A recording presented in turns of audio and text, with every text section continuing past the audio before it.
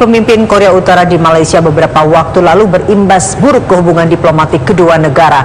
Setelah Malaysia mengusir duta besar Korea, kini Korea Utara membalas dengan mengusir duta besar Malaysia.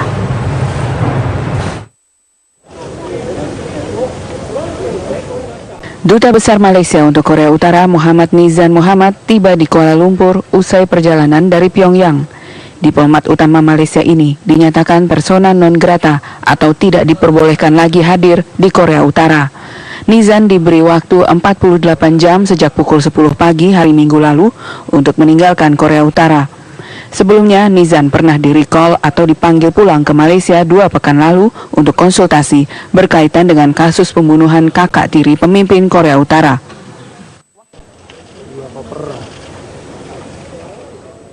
Sementara itu, Duta Besar Korea Utara untuk Malaysia, Kang Chol, juga dinyatakan persona non grata dan diberi waktu 48 jam sejak Sabtu lalu untuk meninggalkan Malaysia. Pemerintah Malaysia menyatakan Kang Chol telah mangkir dari pemanggilan Kementerian Luar Negeri. Kang Chol tidak meminta maaf atas pernyataannya bahwa pemerintah Malaysia bersekongkol dengan Korea Selatan dalam menyelidiki pembunuhan Kim Jong Nam. Menurut Malaysia, Kang Chol telah menjatuhkan citra Kuala Lumpur di dunia internasional. Dari Kuala Lumpur, Malaysia, Dodi Kusmayadi, Dimas Purnomo, TV One mengabarkan. Ya, krisis diplomatik antara Malaysia dan Korea Utara juga berimbas ke bidang olahraga. Pemerintah Malaysia melarang tim nasional sepak bolanya pergi ke Korea Utara untuk pertandingan kualifikasi Piala Asia. Ya, Asosiasi Sepak Bola Malaysia atau FAM menyatakan pengusiran duta besar Korea Utara dari Malaysia membuat situasi saat ini tidak aman bagi warga Malaysia untuk bepergian ke Korea Utara. FAM telah melayangkan surat kepada Konfederasi Sepak Bola Asia AFC untuk meminta lokasi pertandingan yang semula ditetapkan di ibu kota Korea Utara Pyongyang dipindahkan ke lokasi lain yang netral. Pihak FAM khawatir dengan keselamatan timnasnya jika bepergian ke Korea Utara. Pertandingan babak kualifikasi grup B Piala Asia antara Korea Utara dan Malaysia dijadwalkan 28 Maret mendatang.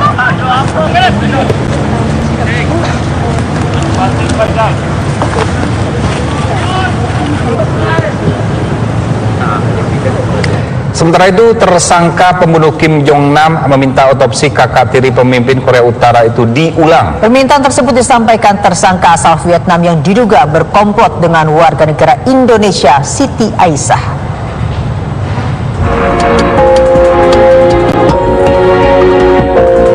Warga negara Vietnam Doan Thi Huong menyampaikan kecurigaan melalui kuasa hukumnya Selvan Shanmugam. Wanita Vietnam tersebut mempertanyakan penyebab sesungguhnya kematian Kim Jong Nam. Pertanyaan tersebut muncul setelah mantan Deputi Duta Besar Korea Utara untuk PBB, Ri Tong Il, mengatakan Kim Jong Nam memiliki masalah jantung, diabetes, dan tekanan darah tinggi. Atas dasar itu, Doan Thi Huong minta jasad Kim Jong Nam kembali diotopsi. Doan Thi Huong serta warga negara Indonesia Siti Aisyah adalah 2 tersangka pelaksana pembunuhan Kim Jong Nam. Mereka dikenai dakwaan pasal pembunuhan dan persekongkolan dengan ancaman hukuman gantung hingga mati.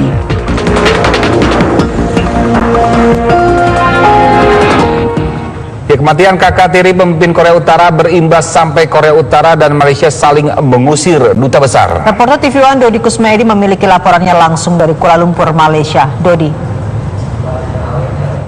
Tuntas tak bisa dampak dari pengusiran duta besar masing-masing dari Korea Utara dan Malaysia. Sekarang pemerintah Malaysia dan Korea Utara saling mengeluarkan tindakan, yaitu menyandera warga asing warga Korea di Malaysia maupun warga Malaysia yang ada di Korea Utara.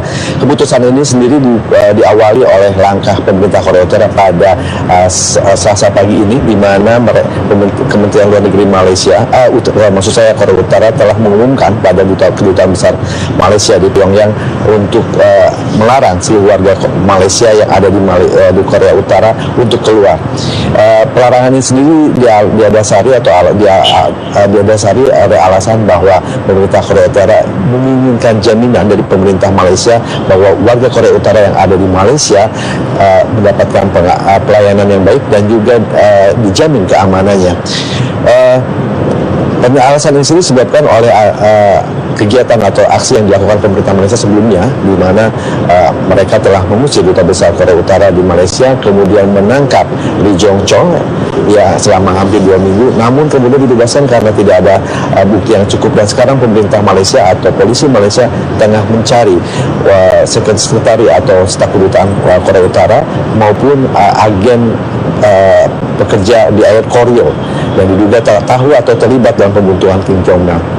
Situasi ini akhirnya memicu pemerintah Korea Utara untuk mengeluarkan larangan bagi warga Malaysia untuk keluar dari Korea Utara. Dan sejauh ini berdasarkan informasi dari pemerintah Malaysia sendiri, jumlah warga negara Malaysia yang tercatat ada sekitar 11 orang, yaitu 3 staf kedutaan Malaysia di Pyongyang, ditambah dengan 6 dari keluarganya, dan 2 lagi adalah warga Malaysia yang bekerja di PBB. Sementara itu juga media lokal sendiri menyatakan bahwa jumlah warga Malaysia di Korea Utara sebenarnya jauh daripada itu, karena ada beberapa warga Malaysia yang tidak tercatat di kedutaan atau di Kementerian Luar Negeri. Akibat dari keputusan pemerintah Korea Utara ini, kemudian pemerintah Malaysia langsung bereaksi keras, di mana pada siang tadi Perdana Menteri Malaysia langsung mengeluarkan perintah bahwa seluruh warga Korea Utara yang ada di Malaysia dilarang untuk keluar dari Malaysia. Ini tidak hanya terbukti untuk warga staf kedutaan, tetapi juga seluruh warga Korea Utara di Malaysia. Dan sejumlah media lokal belum mengetahui bahwa jumlah sebenar dari warga Korea Utara yang ada di Malaysia, namun ada kantor berita yang menyatakan bahwa jumlahnya bisa mencapai sekitar 1.000 orang, dan ini merupakan balasan dari pemerintah Malaysia terhadap pemerintah Korea Utara yang melarang warga Malaysia untuk keluar dari Malaysia. Dan pemerintah Malaysia meminta kepada pemerintah Korea Utara untuk segera melepaskan seluruh warga Malaysia yang ada di Korea Utara. Demikian. Baik. Terima kasih Dodi Kusmedi melaporkan langsung dari Kuala Lumpur, Malaysia. Dan tetaplah bersama kami pemirsa Kabar Petang.